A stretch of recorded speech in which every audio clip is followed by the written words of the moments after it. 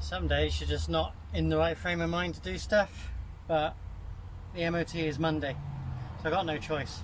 So found a set of glasses, cleaned them up, got the water grinder, and got a bloody big hole. Let's just get on.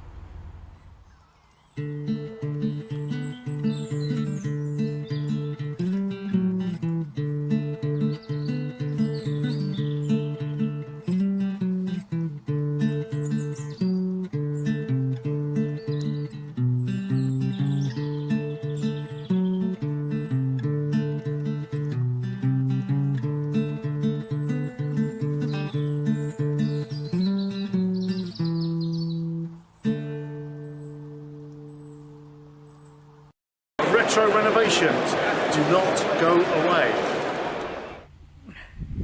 First things first, let's just grind it back and see what we're left with, eh? I just want to point out that this is just a temporary repair to make it structurally sound for the MOT, but it's not ideal because I ain't got a ramp and I'm laid above a red ant nest. Oh, day. And it's starting to rain, so everything's against me today, but here we go. This is what we got. So someone's already done a plate. The plate's quite sturdy at that point, welded alright. I've cleaned across there, and it's gone there. Get yourself a sheet of cardboard, pair of scissors to make your template, and if you're going to eat shreddies, don't eat that flavour unless you really like Jaffa cakes in your cereal. As I said, it's really difficult without a ramp because you've got to lay on the ground. Just get your shreddy box to mark your template, and that's the plate we're doing. Now we're going to find an appropriate bit of steel. Specials apparently. Right, so we got the lip that we want, and we'll mould that in place, and I'll just mark that round now. So nice and simple. That's the shape we're going for. We'll cut that out of there. It's lovely having bits of spare, well, whatever you want to call them, just have bits of spare around. When I weld the rascals up, I'll do a much better welding video for you. This is just a temporary repair. And as I said, the weather's not great, I'm not in the mood. But, so there's the metal, and he's shaped, and I've cleaned it up. You must have as clean contact as you can. I don't know if the camera's going to pick that up. You must have as much clean contact as you can between the metal you're welding onto and your new metal. So there's the metal clamped on. And there's the new plate. Let's get that welded in place. So I'm just going to go find a hammer, tap it all straight, and we'll get that welded in. Right, almost set up. I'm going to give it a go now. If the welder will play ball, just turn it on. It's humming, that's a good sign. Right, 2 tips before you always start. Always disconnect your battery. Take the battery off, or just make sure it's well disconnected before you work on the vehicle. And the other top tip, if you're working, let me just turn you around. If you're working, come on camera, catch up, on an enclosed unit like this, especially in old transit, come on camera, if you're working on an enclosed space like this, where if someone was to catch fire, you cannot access it. So if you're doing a floor pan and that, you can work from above and below, but a sealed unit like this, it's going to generate heat when you weld. So just do it in short spouts and listen for any crackling. Don't get it too hot.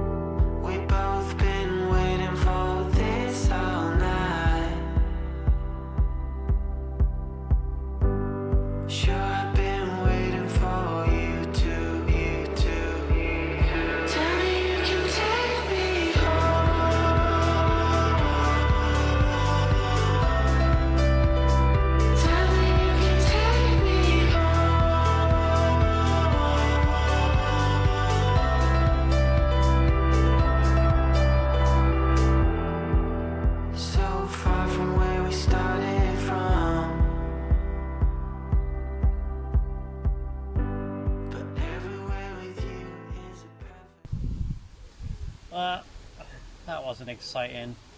Well, I don't think I want to work on any more transits. Chassis is just, they're a nightmare. But anyway, it's done. I do. Found a small hole on the wheel arch, and I just put some P40 in that. As long as it's not structural, you don't mind a bit of P40, but the rest of it I've welded.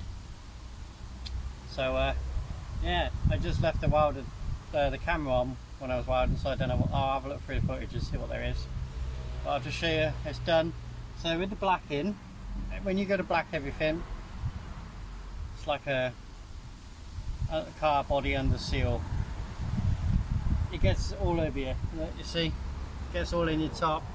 I wiped my face. Peggy's just cleared it off. I had a big black streak down my face. It gets everywhere. This blacking's horrible. I'm going to turn the camera and show you now.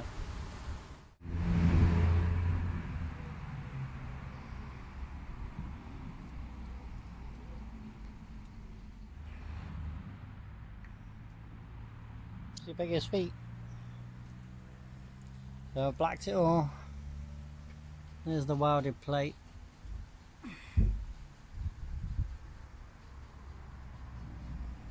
And just general blackness. I say it is a really old transit. And I've done the inner seal as well. The cab will get resprayed and that'll just get coated over.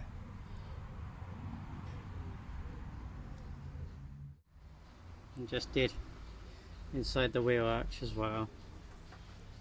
That's the plate. So one doorstep. Gonna let the jack down now and pack up for the day. Hi everyone, I'm Peggy Sue and I am going to walk the whole length of the Kennet and Avon Canal in August for the Prospect Hospice. Currently we are stood in between lock 10 and 8 and 9, which is the Big Deep Basin, and you can sponsor me at www.justgiving.com/WKAC. How many miles? It is 94.5 miles and I'll be walking it over 7 days.